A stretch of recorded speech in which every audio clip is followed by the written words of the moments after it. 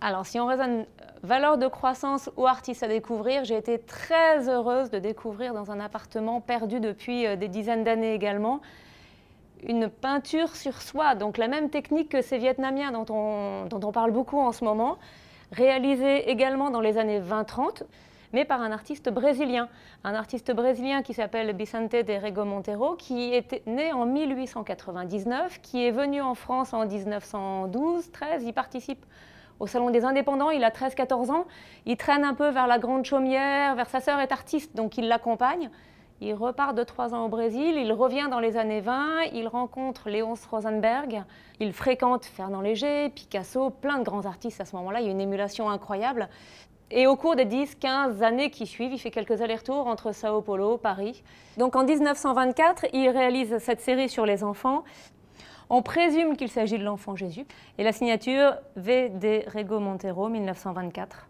Donc dans la vente, il sera également possible de retrouver Edgar Degas, Camille Claudel, Henri Martin, Maurice Denis, une très belle œuvre d'Herbin, qui est une œuvre de jeunesse, qui représente un petit enfant, et également Bernard Buffet, qui a fait en 1972, on l'a déjà vu, une très belle série sur les ports. C'est vraiment ce qu'on aime dans Bernard Buffet et qui rappelle justement les grandes architectures que l'on avait vues à Rouen il y a 2 ans. Alors aujourd'hui, la cote de tous ces artistes vietnamiens qui sont restés en France fait des prix incroyables en Asie.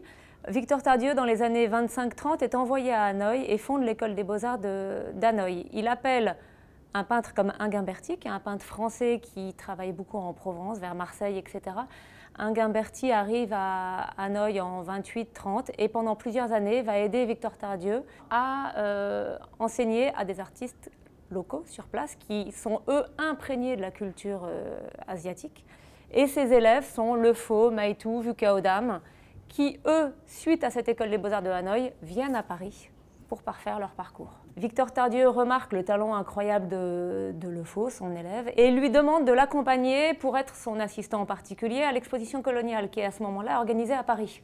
Le Faux retourne en Chine faire un séjour à Pékin pour vraiment s'imprégner du travail sur soie, de toute cette technique très asiatique, et décide de venir s'installer en France. Donc là, on est en 35-36. Il arrive en France, il est jeune, il a fini ses études, il s'installe, il est dans la capitale des arts, il est ravi de s'installer.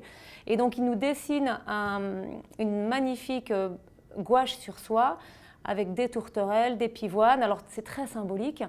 Les tourterelles sont le symbole de l'amour, avec les pivoines de l'abondance, de cet avenir radieux en fait qui s'annonce.